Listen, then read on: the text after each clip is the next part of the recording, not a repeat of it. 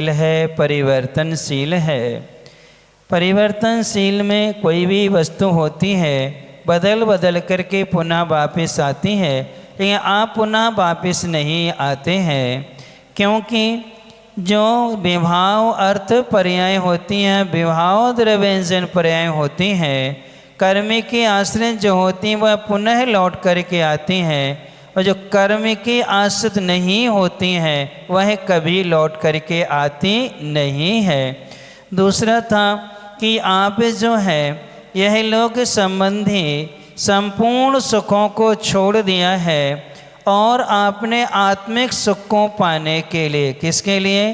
आत्मिक सुख पाने के लिए, जो कभी परिचित में नहीं है, अनुभूति में नहीं है। तो इसका परिहार इसलिए किया गया था कि संसार का जितना भी सुख है पराधीन है, दुखों से मिला हुआ है, अंत से सहित है, लेकिन आपने जिस सुख को प्राप्त किया है वह कभी नाश नहीं होता है और न ही घटता है और न बढ़ता है, शाश्वत बना रहता है। फिर हे भगवान, काम को जीतना बहुत कठिन है, उसको आपने पहले ही क्या कर दिया था? भस्म कर दिया था। अन्य मतावलंबियों के यहाँ जो 24 अवतार हुए हैं, उन अवतारों में शंभु नाम का जो अवतार है वह भी अपनी मर्यादा से डिग गए थे। विष्णु जी भी अपनी मर्यादा से क्या थे? डिग गए थे। अर्थात दोनों महापुरुष जो हैं इस काम से प्रभावित हो गए थे, लेकिन आप जो है काम निद्रा से हमेशा सचेत बने रहे, अर्थात आप जो हैं ऐसे काम से कभी प्रभावित नहीं हुए हैं, इसलिए आप अपने आत्म स्वभाव में निरंतर क्या हैं? लीन रहते हैं। अब आगे दे रहे हैं, 11वां काव्य है, बुद्धिवर्धक काव्य माना जाता है। आपने संपूर्ण दोषों को नाश करने वाले हैं और अनंत गुणों से क्या है? सहित है।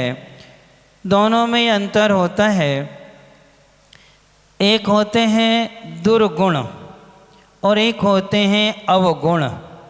गुण शब्द है, गुण की परिभाषा क्या पढ़ते हैं अपन तत्वार्थ सूत्र में?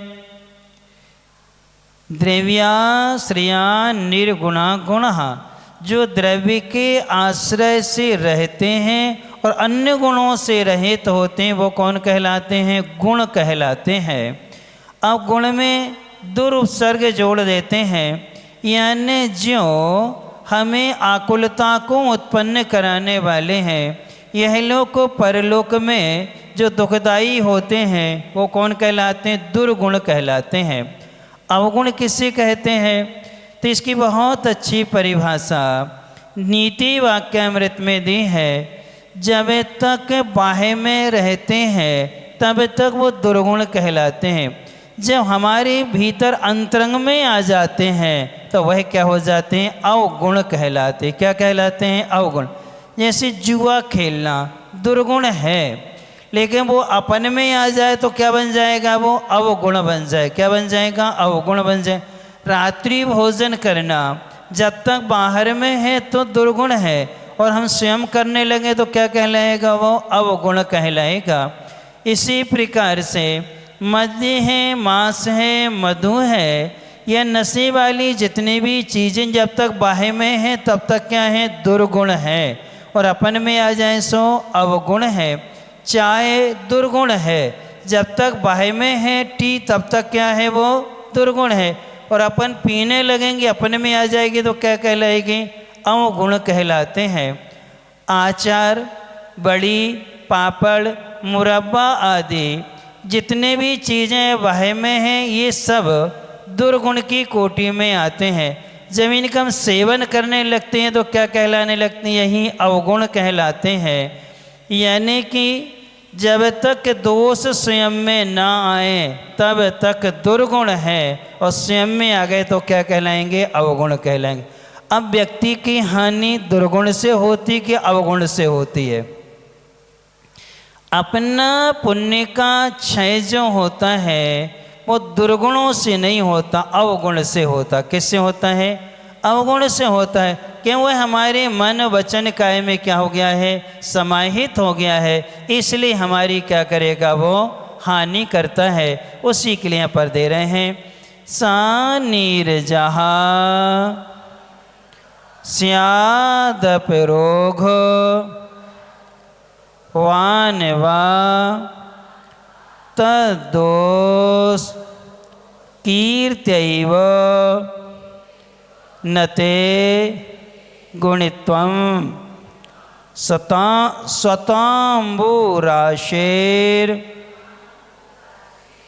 महिमा न देव स्तोकाप वादेन जलाशयस्य सनीरजस्यादपरोगवानवा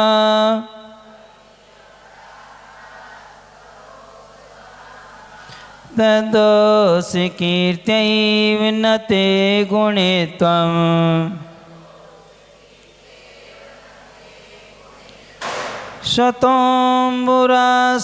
शतोंबुरासेर्महिमा न देव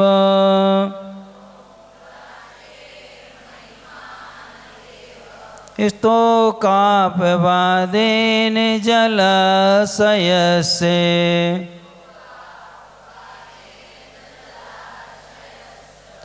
कर्म स्थितिं जंतो रनेक भूमिं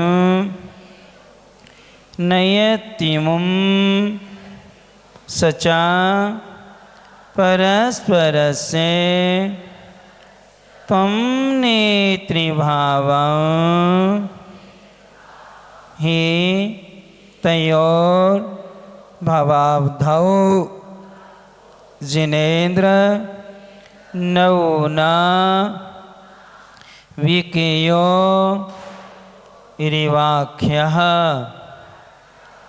कर्मस्थितिं जन्तुरनेके भूमिं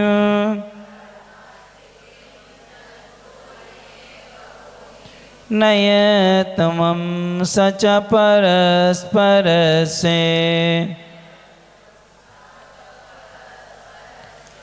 त्वं नेत्रिभावं हि तयोर्भवाब्धौ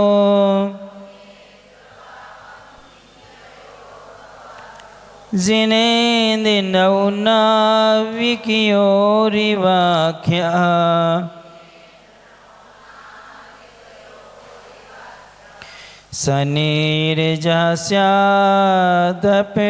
सनीरजस्यादपरोगवानवा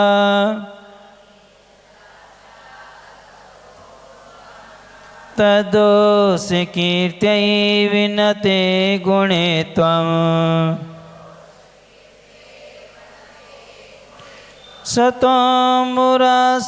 शतोंबुरासेर्महिमा न देव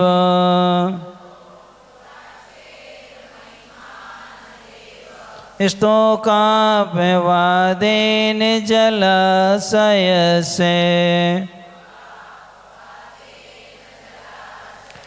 कर्मस्थितिं जन्तुरनेके भूमिं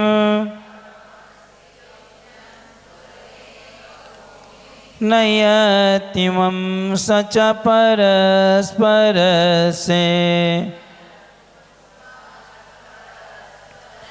त्वं नेत्रिभावं हि तयोर्भवाब्धौ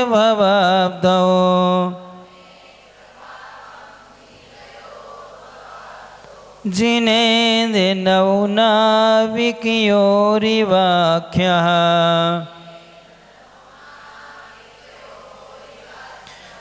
अन्य देव चाहे जैसे हो पाप सहित हो या निष्पाप दोषी उनको बतला करके गुणी कहे नहीं जाते आप जैसे सागर निज स्वभाव से महिमा जग को दिखलाता जलाशयों के लघु रूप से क्या उपमा देवत लाता कर्म स्थिति से जीव जगत में नाना परिणति को पाता।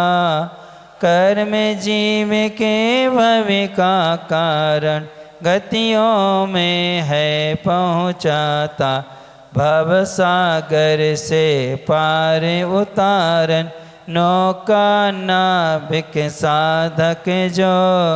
जीव कर्म के नेता बन प्रभु मेरे तो आराधक हो। अब यहाँ दे रहे हैं नीच गोत्र का बंध होता है। सबसे पहले दूसरों की निंदा करना और अपनी क्या करना, प्रशंसा करना। यानी जो गुणवान है उनकी तो निंदा करना और गुणहीन जो हैं उनकी क्या करना, प्रशंसा करना। लेकिन हे भगवान, हम ये नहीं कह रहे कि संसार के अन्य देव दोषों से सहित हैं, इसलिए आप दोषों से क्या हैं, रहित हैं। तुलना नहीं करना है। वायाने अथवा सायाने वह जो ब्रह्मा आदि देवों का समूह है, नीरजहा पाप से रहित स्यात हो, अथवा अपरायण दूसरा देव अघवान स्यात पाप से सहित हो। इस तरह तद्दोष कीर्तियो, उनके दोषों के कीर्तन वर्णन करने मात्र से ते आपके गुणित्वम ना, गुण महिमा नहीं है, गुणों से सहितता नहीं है। देव हे भगवान, अम्बुरा से समुद्र की महिमा स्वतः स्यात् स्वभाव से ही विशाल होता है। जलाशय से स्तोक अपवादेने ना, अर्थात तालाब छोटा है या तालाब बड़ा है इसलिए समुद्र विशाल है, इस कारण से समुद्र में विशालता नहीं है। उदाहरण देके समझा रहे हैं कि हे भगवान, चतुर निकाय के जो देव हैं वो देव पाप से सहित हैं, अथवा जो इंद्र आदि हैं वो पाप से रहित हैं। इस कारण से आप महान हैं, इस कारण से आप गुणों से सहित हैं, ये कहना स्तुति का लक्षण नहीं है। क्यों नहीं है? क्योंकि उनके गुण उनके अनुसार हैं, उनके दोष उनके पुरुषार्थ के अनुसार हैं। आप तो स्वभाव से गुणवान हैं। कौन? भगवान कैसे हैं? स्वभाव से आप गुणवान हैं। जैसे समुद्र स्वभाव से विशाल होता है, ये नहीं कि नदी छोटी है या तालाब छोटे हैं इसलिए समुद्र क्या है, बड़ा है। इस अपेक्षा से नहीं, समुद्र स्वभाव से विशाल होता है, ऐसे आप भी स्वभावों से क्या हैं, आप बड़े हैं। किसी के कहने से छोटे नहीं बनते हैं और किसी के कहने से बड़े नहीं बनेंगे। आप स्वभाव से क्या हैं, बड़े हैं। दूसरा अर्थ है, किसी की निंदा करके, किसी का अपमान करके, अनादर करके हम आपको महान बनाना चाहते हैं, ये भी स्तुति का लक्षण नहीं है। यदि आपको अपनी लाइन बड़ी करना है तो दूसरे की लाइन क्या करना है, छोटी करना। क्या जैन सिद्धांत क्या कहता है? यदि आपको अपनी लाइन बड़ी करना है तो उसकी लाइन को मिटाओ नहीं, ऐसा पुरुषार्थ करो कि आपके गुण स्वभाव से ही महानता को प्राप्त हो जाए। हमें उसके कम नहीं करना है, हमें क्या करना है, अपने गुणों को क्या करना है, बढ़ाना है। क्योंकि हम एक का अनादर करें, एक का अपमान करें और एक का सम्मान करें, और जब तक आदर अनादर की बुद्धि रहती है तब तक राग और द्वेष रहता है। और जब राग और द्वेष से रहित जो होते हैं बहुत स्वभाव से क्या होते हैं, महान हुआ करते हैं। अभी बताओ, समुद्र किस लिए विशाल है, किस कारण से विशाल है?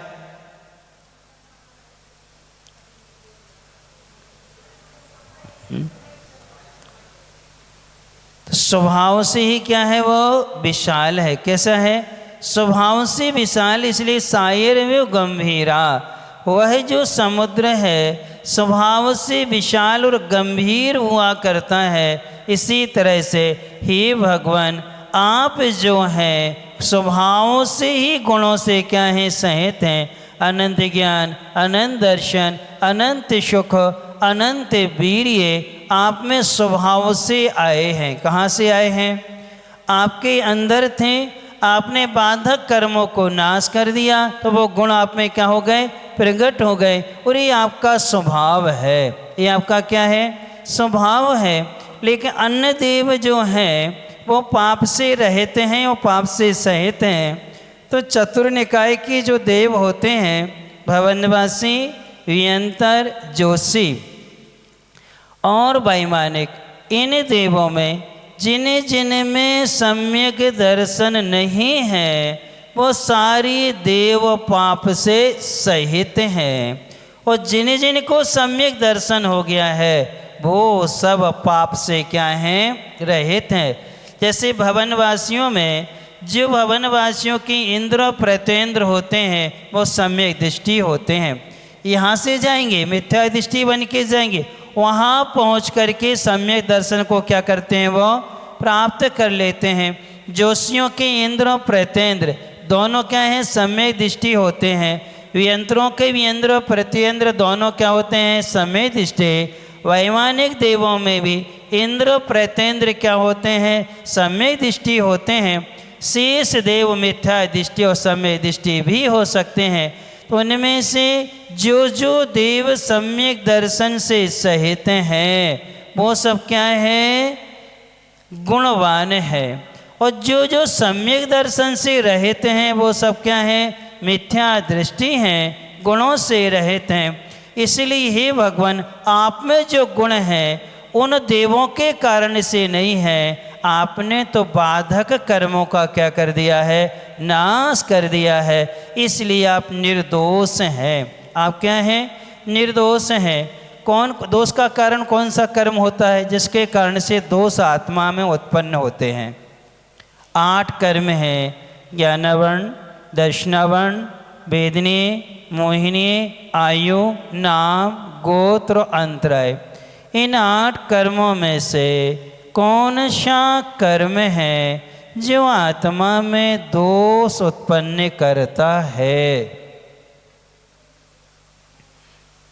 कौन सा कर्म है? 8 कर्मों में से बस एक ही कर्म, मोहिनी कर्म। पक्का? तो मोहिनी 2 प्रकार का, दर्शन मोहिनी और चारित्र मोहिनी। इनमें से दोष उत्पन्न कराने वाले 4 कर्म हैं। नंबर 1 दर्शन मोहिनी है। फिर इसके बाद में दूसरे नंबर पर आता है ज्ञानवर्ण, दर्शनावर्ण और अंतराय। ये 4 घातिया कर्म हैं और चारों घातिया कर्म दोष उत्पन्न कराते हैं। लेकिन मुख्य में दर्शन मोहिक उत्पन्न कराने वाला जो होता है वो मिथ्यात्व है। इस दर्शन मोहिनी के कारण कितना भी ज्ञान क्यों न हो, अंगे पूर्व का ज्ञानवान व्यक्ति भी दर्शन मोहिनी कर्म के कारण से दोषी कहलाता, मिथ्या दृष्टि कहलाता है। इसलिए हे भगवान आपने सर्वप्रथम कोई कर्म को नाश किया था तो वह किया था मोहिनी कर्म को। कौन से कर्म को? मोहिनी कर्म का आपने नाश किया। फिर इसके बाद में शेष 3 घातिया कर्मों का क्या किया था, नाश किया था। इसलिए आप क्या हैं, महान हैं। अच्छा ये बताओ, दोष आप में आए ना इसलिए पुरुषार्थ करना है, या जो दोष आ गए हैं वो नाश हो जाए इसलिए पुरुषार्थ करना है? दोष आए ना इसलिए, या फिर दोष जो आ गए हैं, जो अवगुण हैं, उनको नाश करना अच्छा है?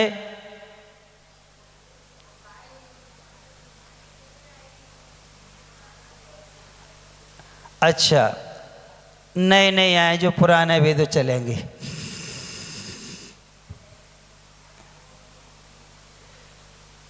अरे जो हमारी सत्ता में दोष बैठे हैं, जब तक वो नाश नहीं होंगे तब तुम दोषों को आने से रोक नहीं सकते कभी भी। क्यों? जो अंदर सत्ता में बैठे हैं वही तो उपादान कारण है, वही तो आत्मा के प्रदेशों में हलनचल अशुभ परिणाम करा रहे हैं। तो कर्मों को क्या दे रहे हैं? वो आश्रव के कारण है। जब हम कारण को ही नाश कर देंगे तो आने वाला आएगा ही नहीं कि आ जाएगा। जब हम कारण को ही क्या कर देंगे? नाश कर देंगे, तो फिर नवीन नहीं है। इस दोष नए आए नहीं, इसलिए पुरुषार्थ नहीं करना है। जो दोष आ गए हैं वो क्या हो जाएं? नाश हो जाएं। इसलिए आपने क्या है? महानता है। इसलिए अन्य देवों की हम निंदा करके आप में महानता सिद्ध नहीं करना चाह रहे हैं। भगवान, हमारी स्तुति तो निर्दोष है, आप स्वभाव से अनंत गुण वाले हैं, इसलिए आप क्या हैं? महान हैं। समुद्र स्वभाव से खारा है, समुद्र जो है स्वभाव से विशाल है, अर्थात वह खारा कैसे है? बताओ, समुद्र का कौन सी स्थिति जिसके कारण से खारा है वो? जबकि नदियों से पानी मीठा जाता है और बारिश का जो भी पानी वो भी कैसा होता है? तो क्या नीचे समुद्र के नीचे नमक की फैक्ट्री है क्या है?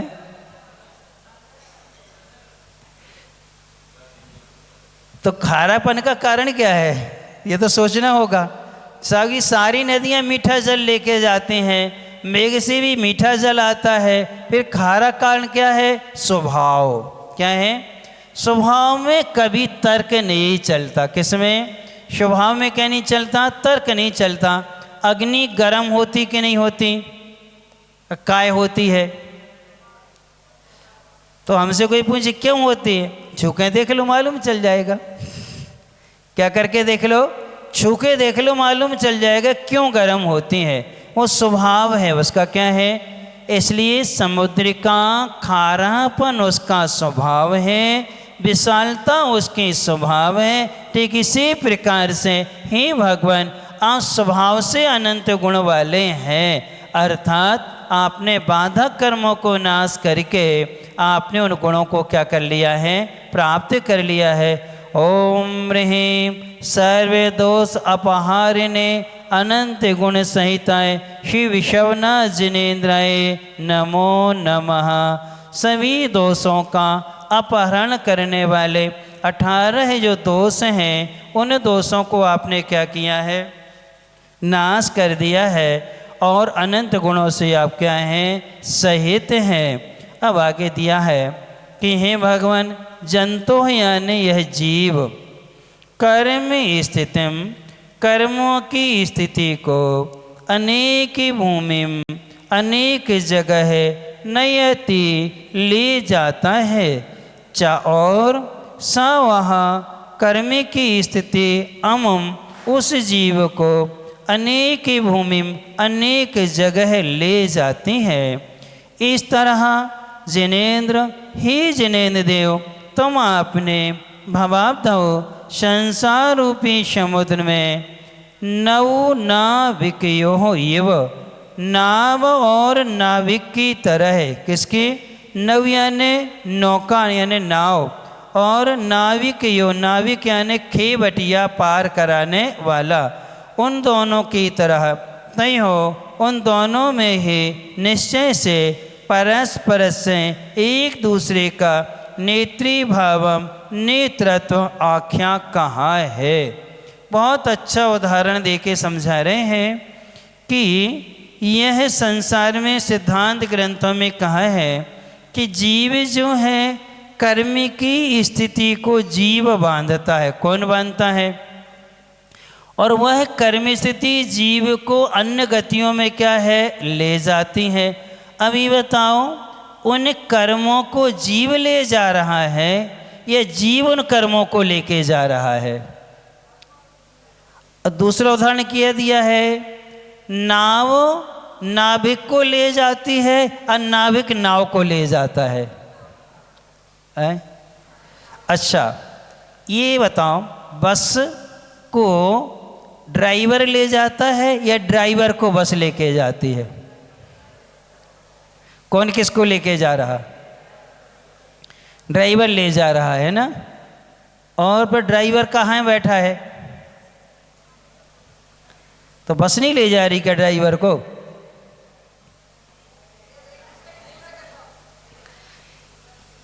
ठीक है, तो ड्राइवर बस को ले जाता है तो क्या बस ड्राइवर को नहीं ले जा रही? रिमोट से चलती है आपकी यहाँ की बसें क्या? कि आप घर बैठे बैठे रिमोट चलाते रहो और आपकी गाड़ी चलती रहेगी, ऐसा है क्या? कौन किसको ले जा रहा है? नाव में कोई व्यक्ति बैठे हैं, जो नाविक नाव खेने वाला है, तो खेने वाला जो नाविक है वो नाव को ले जा रहा है, नाव उस नाविक को ले जा रही है। और यहाँ यही कह रहे हैं, कर्म की स्थिति जीव को ले जाती है या जीव कर्मों को लेके जाता है? अपन कर्म को लेके जाएंगे या कर्म अपने लेके जाएगा? ये बताओ, कौन किसे ले जाएगा?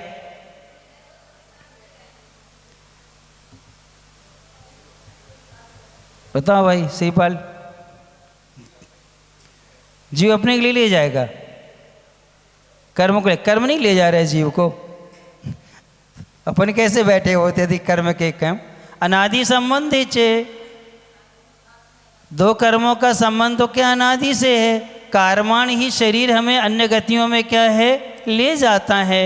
और उन कार्माण शरीर को कौन ले जा रहा है? जीव। और जीव को कौन ले जा रहा है? ये तो आचार्य भगवान के यहाँ कहना है कि कर्म जो है जीव को ले जाता है। उन्हीं कर्मों को बांधने वाला कौन होता है?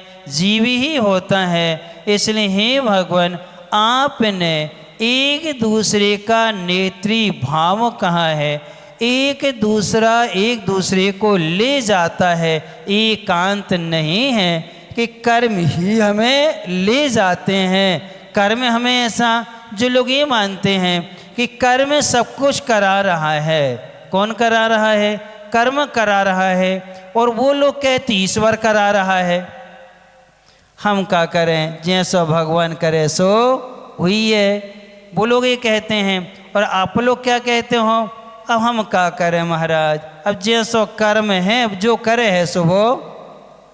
तो आप में और कर्म कर्तृत्व में और ईश्वर कर्तृत्व में कोई अंतर रहा क्या?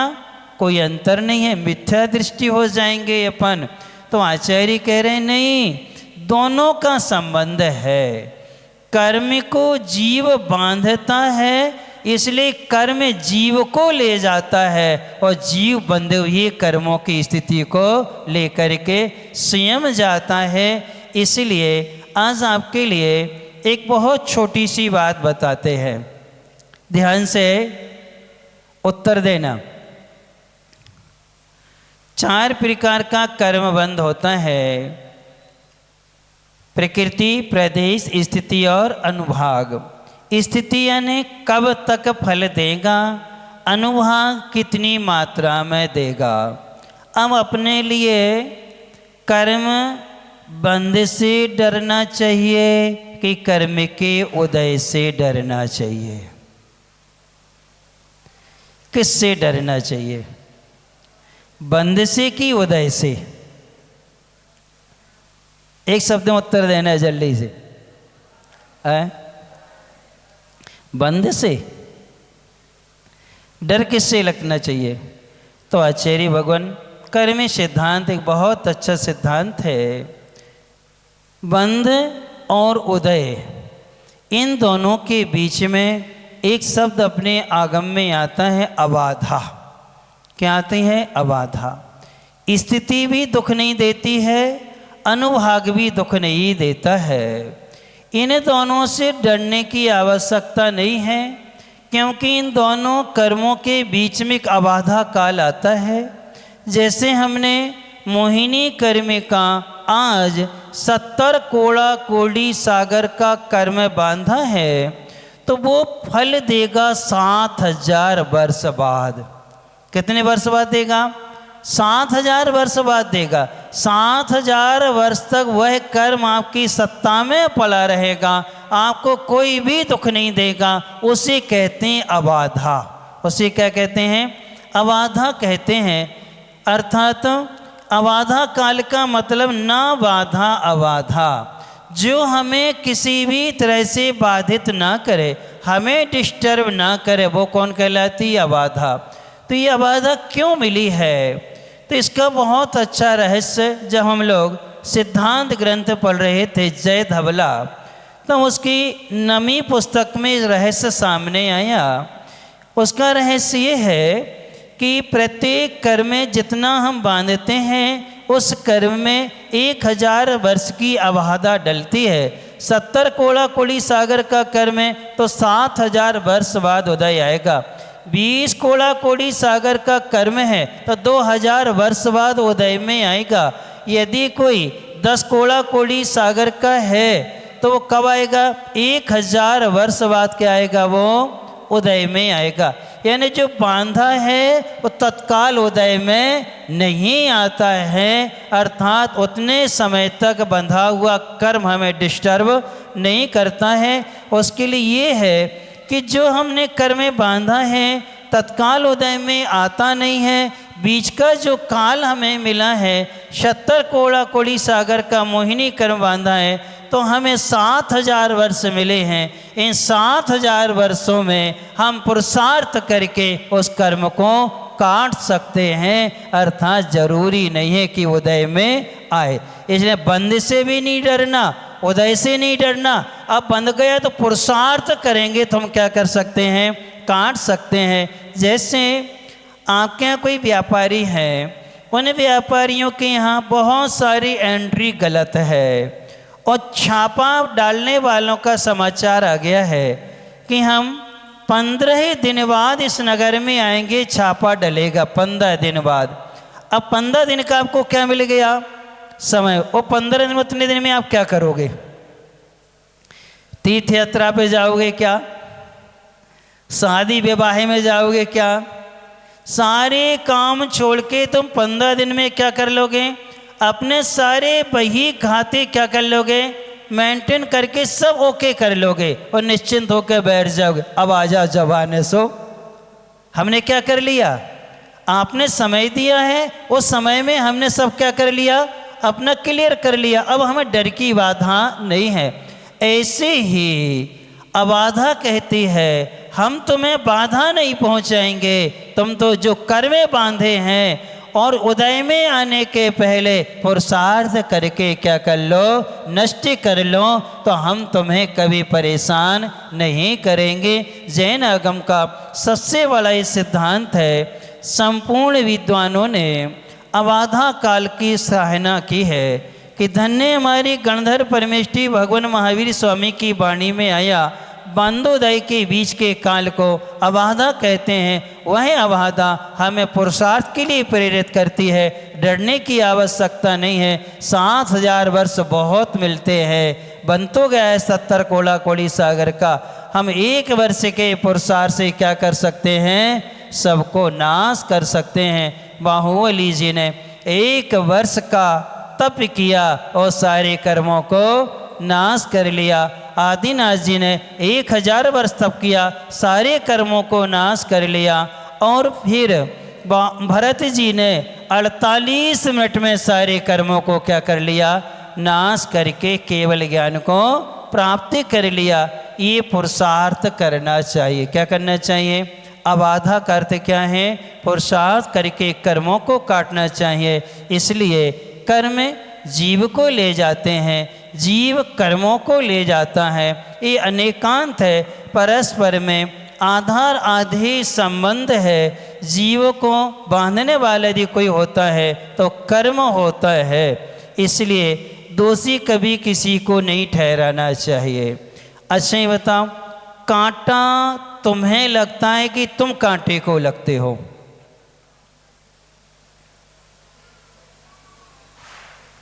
भगवती लाल जी बताएंगे। कांटा तुम्हें लगता है कि तुम कांटे को लगते हो? सेठ जी, कांटा तुम्हें लगता है कि तुम कांटे को लगते हो?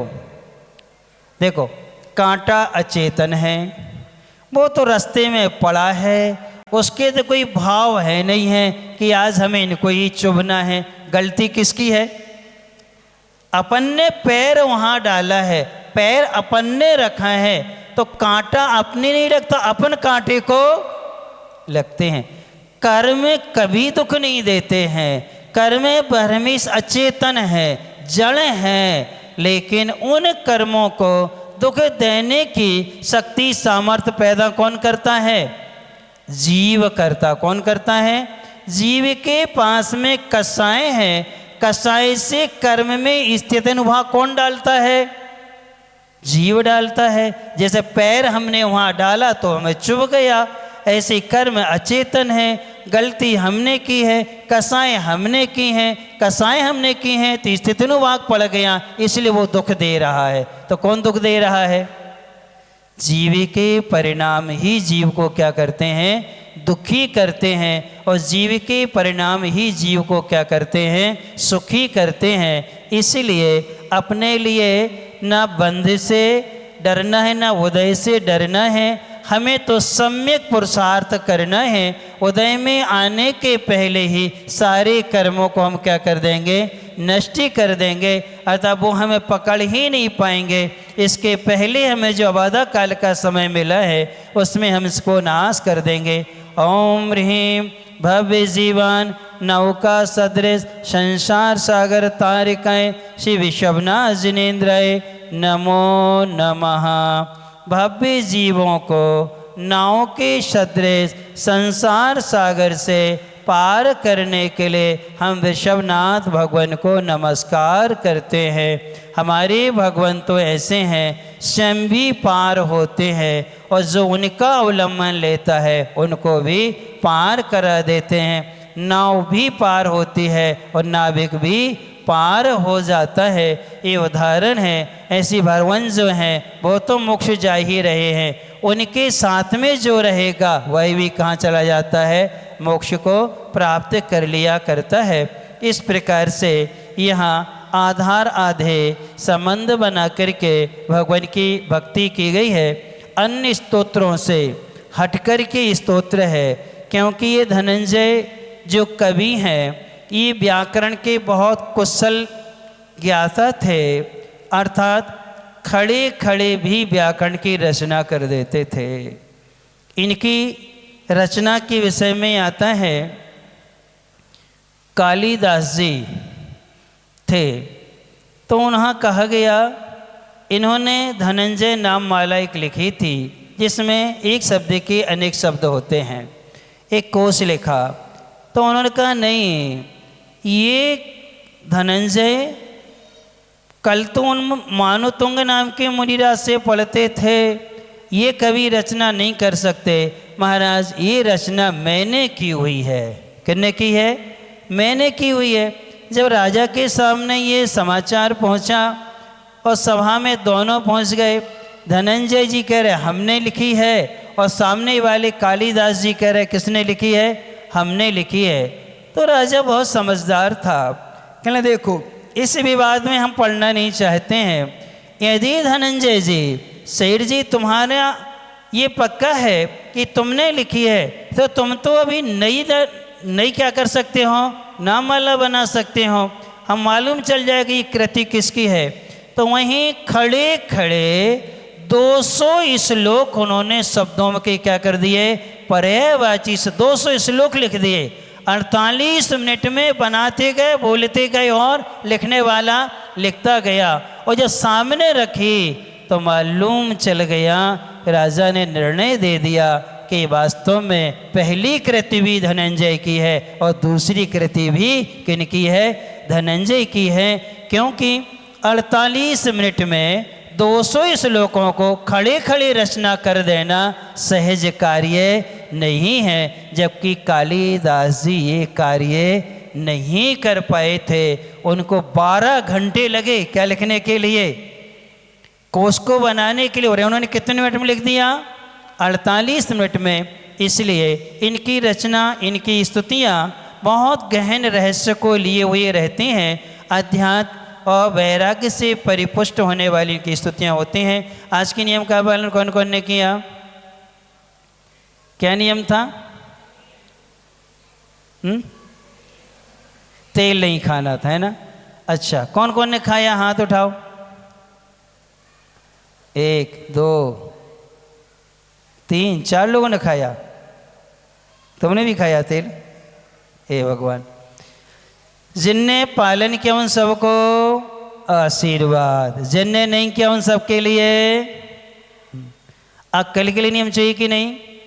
पालन करोगे कि नहीं? देखो, कल त्रयोदशी है। भगवान महावीर स्वामी ने योग निरोध किया था। समोसण को छोड़ करके पावापुर की ओर क्या कर गए थे? विहार कर गए थे। समोसण का विघटन हुआ था। और कल चातुर्मास का लगभग अंतिम आहार होगा। किसका? चातुर्मास का क्या होगा? अंतिम ही आहार होगा। इसके बाद रुके रहें वो आपका पुण्य है, और नहीं भी रुकें तो कोई भरोसा नहीं, क्योंकि आसपास के गांव वाले आ रहे हैं तो जा भी सकते हैं। कहाँ? कोयला वगैरह है, और भी है बजावर वगैरह, कौन से गांव हैं ये, है ना? वहाँ भी जा सकते हैं, क्योंकि बंधन मुक्त तो हो गए। आज जब विधान होगा तो घूम फिर के आ जाएंगे, विधान करा के फिर चले जाएंगे, सबको मालूम है। इसलिए कल के लिए नियम है कि कल आप सभी को शुद्ध भोजन बनाना है और शुद्ध भोजन करना है। परसों चतुर्दशी है, तो परसों तो वो आपके लिए रहेगी, हम लोगों की तो काम की है नहीं है। इसलिए कल आप क्या करेंगे? शुद्ध भोजन करेंगे और शुद्ध भोजन करेंगे। जितने लोग बैठे हैं सब अपना अपना कुएं का पानी ले जाना और बनाना और शुद्ध भोजन करना, क्योंकि सबसे मुख्य तिथि मानी जाती है कि यदि भगवान को केवल ज्ञान के बाद मोक्ष कराने में यदि कोई सहायक बने हैं तो धन्य है वो तेरस कि हमारे प्रभु को क्या करा दिया? मोक्ष करा दिया, और गौतम जी को केवल ज्ञान करा दिया। शाम की बेला में क्या हुआ? उनको केवल ज्ञान हुआ। इसलिए केवल ज्ञान के अपन पूजन करते हैं। और हमारा मन है कि सुबह अपन लोग 1 तारीख को श्री जी का लाडू चढ़ाएंगे यहाँ हॉल से, और यहाँ अच्छे से मनाएंगे। सबको कलश भी दे दिए जाएंगे, क्योंकि हम लोग कभी किसी के घर जाते नहीं है। यहीं से कलश निष्ठापित होकर के सबको क्या करते हैं? कलश दे देते हैं। अब आप लोग जल्लूस से समाज वालों को ले जाओ, सब कुछ करो। और अपने यहाँ पूजन होती है, केवल ज्ञान की पूजन होती है। सूर्य अस्त के पहले पहले अपन को पूजन कर लेनी चाहिए।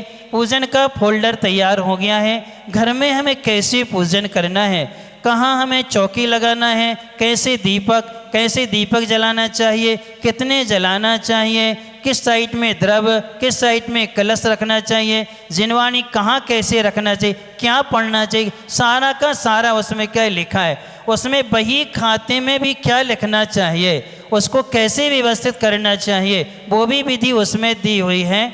तो आप लोग यदि 1 तारीख को सुबह लाडू यहाँ चलाएं, दोपहर में यदि आप लोग आ जाओ 2 बजे, तो अपन मंदिर में अच्छे से भगवान के सामने क्या करेंगे? गौतम गणधर के केवल ज्ञान के पूजन कर। अपने घर से दीपक लेके आना, 5-5 दीपक लेके आओ, अच्छा घी भर करके। अब एक दीपक रख देना जिनालय में, एक दीपक रख देना संत भवन में, 3 दीपक जला करके कहाँ से ले जाना? मंदिर से घर ले जाना। अर्थात भगवान की ज्योति, गुरु का आशीर्वाद लेके घर जाए। उन 3 दीपकों से हम घर के अपने 16 दीपकों को क्या करेंगे? जलाएंगे। 16 दीपक में, एक दीपक में 4 बातें होती हैं, तो 16 दीपक 16 करण भावना के हैं, और 64 रिद्धियों की 64 बातियाँ होती हैं जो केवल ज्ञान के प्रतीक होते हैं। ऐसे अपन दीपावली मनाएंगे। आप सबका मन बने। चतुर्दशी को सुबह टाइम में सामूहिक शांति विधान होगा। यहाँ पर पूरे चातुर्मास की गलती के प्रायश्चित के रूप में सब लोग मिलकर के अच्छे से विधान करेंगे। फिर अपन चले जाएं। फिर 1 तारीख को सुबह लाडू चढ़ाओ, दोपहर में फिर आ जाओ, यहाँ पूजन करो और यहाँ से पूजन करके कहाँ जाओ, अपने घर जाओ और सूर्यास्त के पहले पहले गौधूली बेला में अपन अपने घर पर क्या करेंगे, केवल ज्ञान के पूजन करेंगे। वो फोल्डर कल आपको बड़े महाराज जी के पास, हमारे पास कल आपको 8 बजे के बाद में मिल जाएंगे, आप ले जा सकते हैं और उनके अनुसार अपनी व्यवस्था करके दीपावली को मनाएंगे का अवसर करें। भगवान से प्रार्थना करें कि अब शेष 2 दिन और बचे हैं वो अच्छे से धर्म ध्यान में व्यतीत होवे। ओम।